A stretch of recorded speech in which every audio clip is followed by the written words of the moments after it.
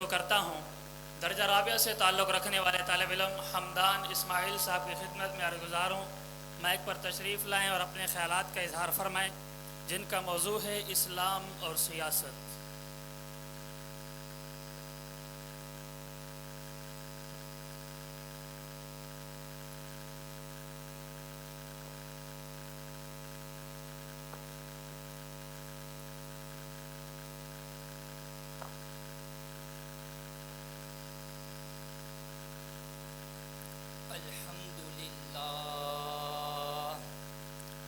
الحمد لله وحده والصلاة والسلام على من لا نبي بعده أما بعد فأعوذ بالله من الشيطان الرجيم بسم الله الرحمن الرحيم وعد الله الذين آمنوا وعملوا الصالحات ليستخلفنهم في الأرض كما استخلف الذين من قبلهم صدق الله العظيم۔ میرے قابل عزت تکریم و تعظیم علماء کرام اور میرے ہم مکتب ہم سفر ہم مشن ساتھیوں، السلام علیکم ورحمۃ اللہ وبرکاتہ۔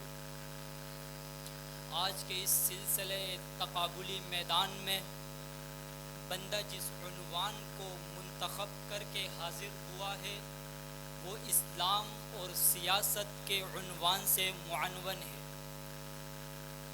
ارباب علم و دانش اسلام کہتے ہیں اللہ تعالیٰ کے احکام کے سامنے بلا چوں چرا سر جھکا دینے کو، اور سیاست امام غزالی کی زبان میں اللہ تعالیٰ کے مخلوق کی دنیا اور آخرت میں نجات دلانے کے لیے اصلاح کر کے سیدھے راستے پر رہنمائی کرنا، لہٰذا اسلام کا مقصد بھی انسانیت کی صحیح رہنمائی ہے اور سیاست کا مقصد بھی انسانیت کی صحیح رہنمائی ہے۔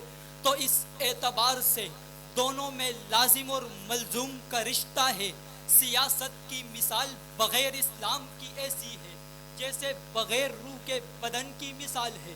جس طرح بدن بغیر روح کے فعال نہیں ہو سکتا، اسی طرح سیاست بھی اسلامی قوانین کے بغیر کامیاب ترین نہیں بن سکتا۔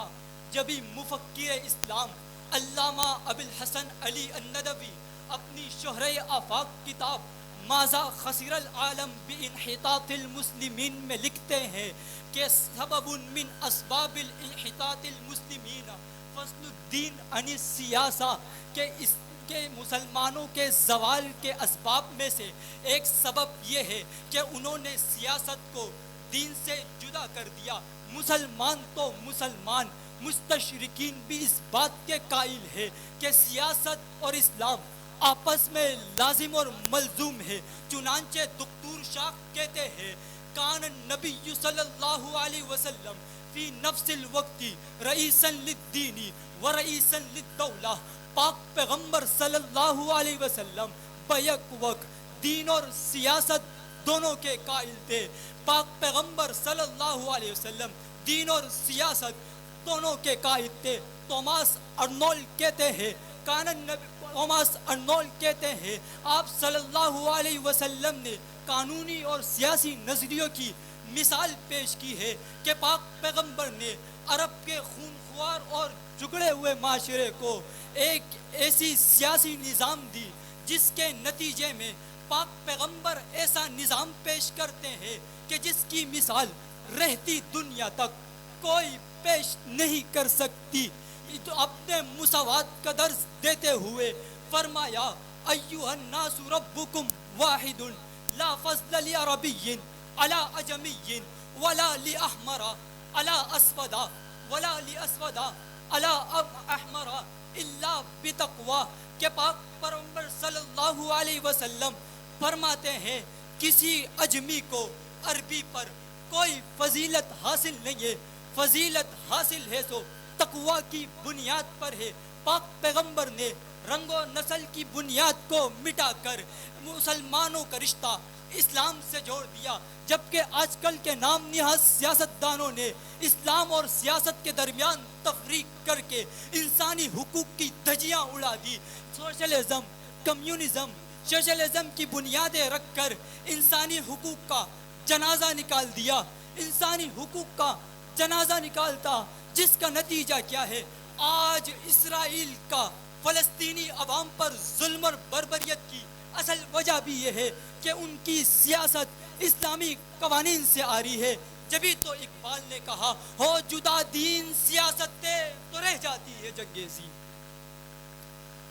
ارباب علم و دانش، آج ہم 23 دروازے پار کر کے 24ویں دروازے کی دہلیز پر کھڑے ہیں، جہاں انسانیت کو سیاسی، سماجی ہر حالت میں مشکلات کا سامنا پڑ رہا ہے. ہر سو افراتفری کا عالم ہے. ان تمام صورت حالت کو دیکھتے ہوئے ایک ہی نتیجہ نکلتا ہے کہ ہمارا سیاسی نظام غیروں کے طور طریق پر چلتا ہے. ہمارا سیاسی نظام مغربی اصولوں پر مشتمل ہے، جن اصولوں پہ چل کر ہم اپنی حکومت کو دیکھتے ہیں جو زوالی کی طرف جاتی نظر آتی ہے.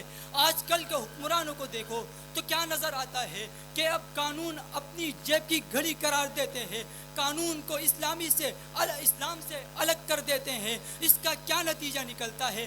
جو آج فلسطین پہ ہوتا ہے یہی نتیجہ ہمارے سامنے نظر آتا ہے.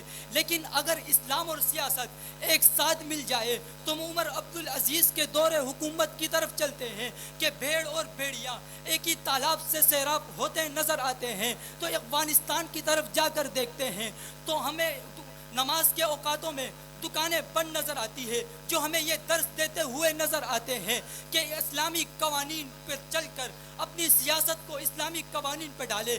پھر دیکھیں ہماری قوم ترقی کی راہ پر کیسے گامزن ہوتی ہے، ہماری قوم خوشحالی کی زندگی کیسے گزارتی ہے. پھر شاعر نے کیا خوب کہا، جلا وہ شمع کے آندھی جسے مٹا نہ سکے، جلا وہ شمع کے آندھی جسے مٹا نہ سکے، وہ نقش بن کہ زمانہ جسے مٹا نہ سکے، وہ نقش بن زمانہ جسے مٹا نہ سکے. وما علینا